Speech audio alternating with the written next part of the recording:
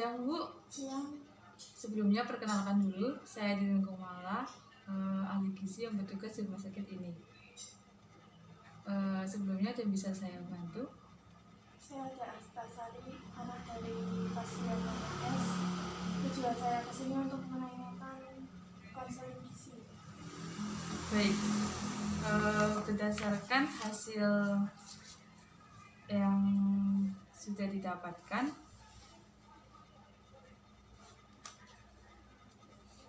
Nyonya S ini berusia 44 tahun, dirawat di rumah sakit sudah 3 hari ya Bu? Untuk kondisinya itu badannya lemas, terlihat lemah, keadaan kosmetis, dan kulit, muka, bibir, dan dada mengelupas.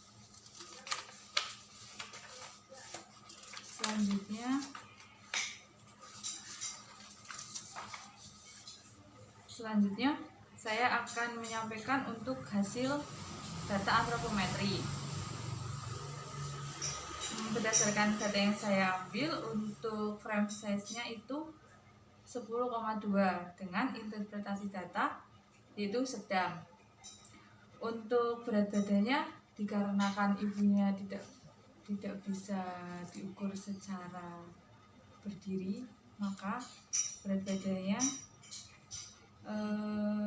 pakai estimasi berat badan dengan menggunakan lila. Untuk Nyonya S ini lilanya 26 cm, sehingga untuk hasil estimasi berat badannya yaitu 54 kg. Kemudian untuk estimasi tinggi badan dengan tinggi lututnya 46 cm. Untuk hasilnya 153,7 cm. Kemudian untuk selanjutnya untuk data biokimia, berdasarkan hasil data yang sudah saya kaji, kesimpulannya limfosit rendah. Limfosit rendah ini mengindikasikan limfopenia dan menandakan rendahnya imunitas tubuh. Selanjutnya untuk neutrofil tinggi mengindikasikan adanya infeksi, cedera, dan luka. Untuk selanjutnya yaitu data biokimia. Berdasarkan hasil yang saya kaji untuk data biokimianya, saya simpulkan untuk limfositnya itu rendah, mengindikasikan limfopenia dan menandakan rendahnya imunitas tubuh. Selanjutnya yaitu neutrofil tinggi yang mengindikasikan adanya infeksi, cedera, dan luka. Selanjutnya yaitu hemoglobin dan eritrosit rendah yang mengindikasikan adanya anemia.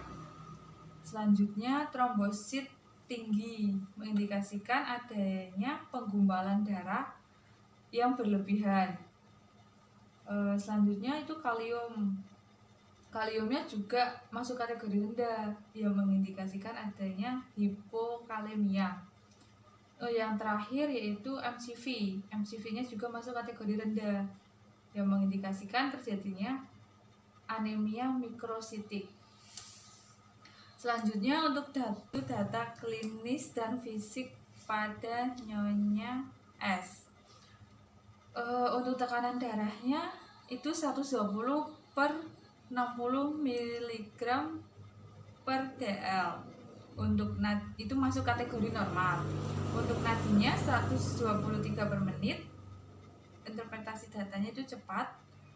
Untuk RR-nya 22 kali per menit, masih kategori cepat. Dan untuk suhunya 37 derajat Celcius, masuk kategori normal. Dan PO2-nya 94%, masuk kategori normal. Untuk keadaan keseluruhannya Nyonya S itu badannya lemah, keadaan kosmetis, kulit pada muka, bibir, dan dada itu mengelupas. Selanjutnya untuk data riwayat pasien, Usia Nyonya S 44 tahun. Untuk keluhannya yaitu gatal-gatal, badan panas, memerah setelah minum obat vertigo, yaitu beta-histin dan certamezapol selama 3 hari. Untuk terapi medis yang sedang dilakukan yaitu diberikan IMF sering, injeksi metilprednisolon, injeksi paracetamol, dan tablet vitamin C. Nyonya NS ini tinggal bersama suami dan kedua anaknya yang bekerja sebagai penjahit. Untuk selanjutnya yaitu diagnosis. Berdasarkan hasil data yang sudah saya ambil dan saya kaji, untuk diagnosis Nyonya NS yaitu mengalami Stevens-Johnson syndrome. Untuk domain asupannya yaitu asupan oral inadequat yang berkaitan dengan penurunan kemampuan untuk mengkonsumsi energi yang cukup. Ditandai dengan presentasi asupan yang rendah yaitu 78,7%, proteinnya 25,1%, dan lemaknya 65,1%, karbohidrat 113,2%. Untuk data klinisnya ini, untuk domain klinisnya yaitu perubahan nilai laboratorium terkait gizi dengan adanya difungsi organ yang mengarah pada perubahan biokimia. Seperti tadi, hemoglobinnya itu rendah. Hasil laboratoriumnya yaitu kadar hemoglobin, eritrosit, kalium, MCV masuk kategori rendah. Sedangkan untuk trombosit, neutrofil, dan neutrofil yaitu masuk kategori tinggi. Untuk domain perilakunya yaitu Nyonya NS kurang pengetahuan terkait makanan bergizi, kurangnya yang dikaitkan dengan kurangnya informasi yang akurat terkait gizi. Hal ini ditandai dengan seringnya makan yang berminyak seperti mendoan, bakwan, dan jarang mengkonsumsi buah, dan suka minum teh manis 2-3 gelas per hari dan susu kental. Selanjutnya yaitu intervensi gizi. Tujuannya apa sih intervensi gizi ini? Tujuannya yang pertama yaitu meningkatkan asupan oral pada Nyonya NS agar sesuai dengan kebutuhan dan kemampuannya. Yang kedua, meningkatkan hemoglobin, limfosit, eritrosit, kalium, MCV untuk mencapai nilai yang normal. Karena berdasarkan datanya itu kan masuk kategori rendah dan tinggi. Selanjutnya yaitu menurunkan trombosit, neutrofil. Selanjutnya membatasi konsumsi makanan yang berminyak seperti gorengan. Untuk yang selanjutnya yaitu meningkatkan konsumsi buah, mencukupi kebutuhan cairan dan nutrisi, dan memaksimalkan efektivitas pengobatan dan perawatan. Untuk dietnya berdasarkan pengkajian gizi, saya menentukan untuk jenis diet. Di sini saya memberikan jenis diet tinggi energi dan tinggi protein. Karena kan Nyonya S ini kondisinya itu lemah, terus lemas, jadi saya berikan ini untuk meningkatkan asupan makannya. Untuk bentuk makanannya yaitu makanan cair dengan jadwal makan 3 kali makan utama dan 3 kali selingan.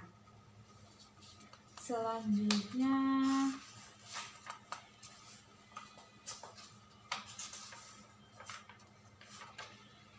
untuk perhitungan kebutuhan gizi. Di sini saya sudah mengkaji untuk total energinya didapatkan 1612 kilokalori dengan kebutuhan zat gizi proteinnya itu 20% dari total energi, yaitu didapatkan 80,6 gram. Untuk lemaknya 25% dari energi total, yaitu didapatkan 44,8 gram. Untuk karbohidratnya yaitu diberikan 55% dari energi total, didapatkan 221,6 gram.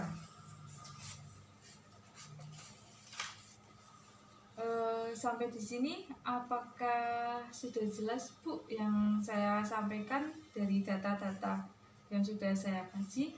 Sudah. Ini saya berikan leaflet. Untuk leafletnya, untuk diet tinggi energi tinggi protein berdasarkan hasil diagnosis Nyonya S, yaitu Stevens-Johnson syndrome. Sebelumnya apakah Ibu sudah mengetahui untuk penyakit tersebut? Baik, di sini saya akan menjelaskan apa sih sindrom Stevens-Johnson itu, yaitu kelainan yang langka yang menyerang pada kulit, selaput lendir, dan mata. Untuk penyebabnya ini yaitu karena alergi obat. Tapi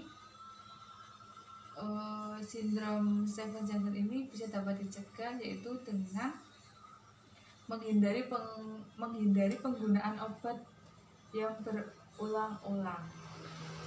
Berdasarkan data yang tadi, kan Nyonya S itu mengkonsumsi obat vertigo ya, Bu.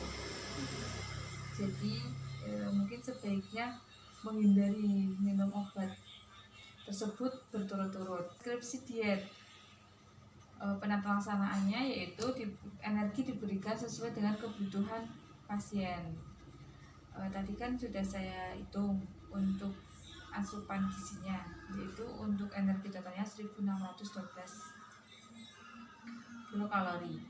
Sedangkan untuk proteinnya diberikan 20% dari energi total, lemaknya diberikan 25% dari energi total, karbohidratnya diberikan 55% dari energi total. Dan makanan ini mudah dicerna dan tidak merangsang. Porsinya kecil tapi sering. Di sini juga dijelaskan untuk makanan yang dianjurkan. Apa saja sih makanan yang dapat dikonsumsi? Yang pertama ada karbohidrat. Karbohidratnya nasi, roti, dan makaroni. Untuk protein hewannya daging ayam, sapi, susu, dan telur. Untuk protein nabatinya itu semua jenis kacang-kacangan dan olahannya. Sedangkan untuk buahnya itu semua jenis buah dan sayur yang dimasak dengan direbus. Untuk makanan yang tidak dianjurkan yaitu protein hewani dan nabati yang dimasak dengan minyak yang banyak. Selanjutnya yaitu makanan dengan santan yang kental dan bumbu tajam.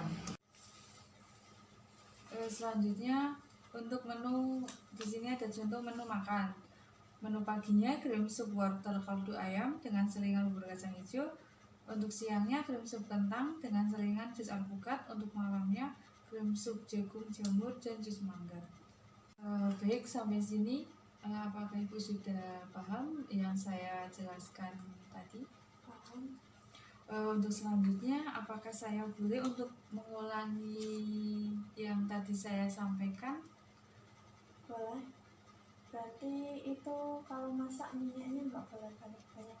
Iya, untuk makanan yang dianjurkan untuk Nyonya S itu untuk makanannya disarankan yang direbus dan jangan yang digoreng dengan minyak yang banyak. Apa ada pantangan itu untuk makanan untuk Nyonya S? Untuk pantangan itu tidak ada, semua yang terpenting jangan menggunakan minyak banyak dan pakai bumbu yang tajam seperti itu. Terima kasih. Ya, saya kira cukup. Semoga Ibu bisa menerapkan prinsip diet ini kepada Nyonya S. Saya harap Nyonya S dapat secepatnya untuk pulih dan sembuh dari penyakitnya. Ya.